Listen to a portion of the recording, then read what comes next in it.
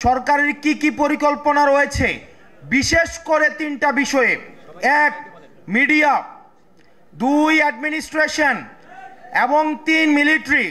এই তিনটা বিষয়ে সরকারের কি ধরনের ব্যবস্থা রয়েছে, কি ধরনের পরিকল্পনা রয়েছে, সেগুলো আমাদের সামনে প্রকাশ করতে হবে। আপনারা যদি দেখেন মিডিয়ার যে বর্তমান বাস্তবতা, মানে পৃথিবীতে আর কোথাও এই ধরনের মিডিয়া আছে কিনা এই বিষয়টি প্রশ্নবিদ্ধ। মিডিয়ার কাজ হচ্ছে নিজে গিয়ে ইনভেস্টিগেট করে সংবাদ সংগ্রহ করা। আমরা সেই জায়গায় দেখতে পাচ্ছি বর্তমান অধিকাংশ মিডিয়ার ভাইয়েরা এসে যারা নিরীমভাবে বস্তুনিষ্ঠভাবে যারা কাজ করতে চায় তারা আমাদের কাছে এসে অভিযোগ জানায় যে ভাই, মিডিয়ার যে মেকানিজম সেখানে কাজ করা অনেক বেশি ডিফিকাল্ট হয়ে যাচ্ছে। ক্যান্টনমেন্ট থেকে, ডিজিএফআই থেকে নিউজ লিখে মিডিয়াতে দেয় এবং সেইটা মিডিয়া ছাপায়। এবং আপনারা দেখেছেন সম্প্রতি মিডিয়া কিভাবে নগ্নভাবে এই গণ অভ্যুত্থানের সাথে যারা জড়িত তাদের ক্যারেক্টার অ্যাসাসিনেশনের জন্য, নারীদেরকে কিভাবে বিতর্কিত করার জন্য একটা একটা অ্যাপ্রোচ নিয়েছে। আমরা দেখেছি অভ্যুত্থানের সময় আমাদের ব্যক্তিগত অভিজ্ঞতা, অভ্যুত্থানের সময় যখন আমাদেরকে বন্দি করেছে, ডিজিএফআই যখন উঠিয়ে নিয়ে গিয়েছে, আমরা দেখেছি আমাদেরকে বসিয়ে রেখে ডিবিসিকে ফোন দেওয়া হতো, এই হেডলাইন চেঞ্জ করেন, এই নিউজ চেঞ্জ করেন। ডিবিসি তখন সেগুলাকে চেঞ্জ করতো। মিডিয়া এখন আর গণমানুষের নাই, সেটা এখন এজেন্সির মুখপাত্র হিসেবে কাজ করছে। আপনারা যদি দেখেন গত এক বছরে আমাদের অ্যাডমিনিস্ট্রেশনের চরিত্রের কোনো পরিবর্তন হয় নাই।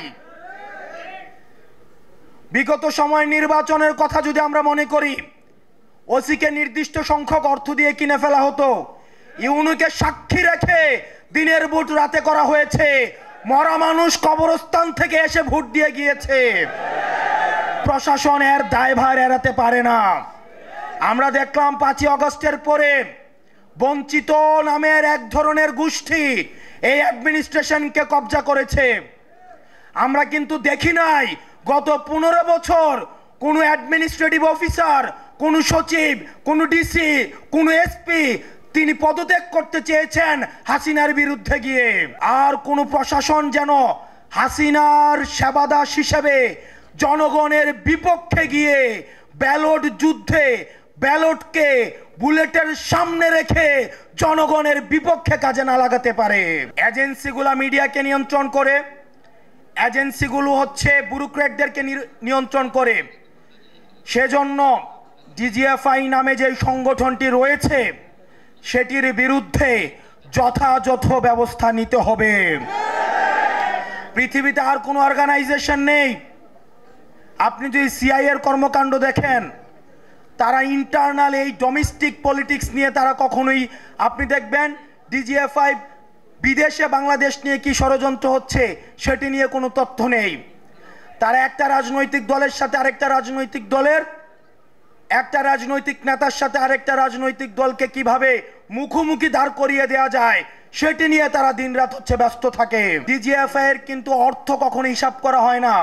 একটা আনঅডিটেড, একটা ফান্ডেড একটা প্রতিষ্ঠান হচ্ছে ডিজিএফআই, এবং সেটাকে দীর্ঘদিন গুম খুন হত্যার সাথে সেটাকে জড়িত করা হয়েছে। দুঃখজনকভাবে আমরা দেখছি রাষ্ট্রের অনেক বড় বড় কর্তা ব্যক্তিত্ব এখন ডিজিএফআই এর পক্ষে দাঁড়িয়ে যাচ্ছে। আমরা চাই এই প্রতিষ্ঠানটাকে সংস্কার করতে হবে, প্রয়োজনে এই প্রতিষ্ঠানটাকে ব্যান করে দিতে হবে।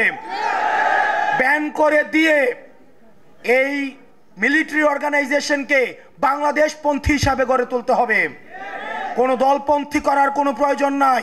বাংলাদেশের স্বাধীনতা সার্বভৌমত্বের জন্য এই মিলিটারি অর্গানাইজেশনকে আধুনিক যুগোপযোগী, আমাদের 24 দফায় আমরা যেভাবে বলেছি বাংলাদেশপন্থী একটা মিলিটারি অর্গানাইজেশন আমরা গড়ে তুলব, সেভাবেই গড়ে তুলতে হবে।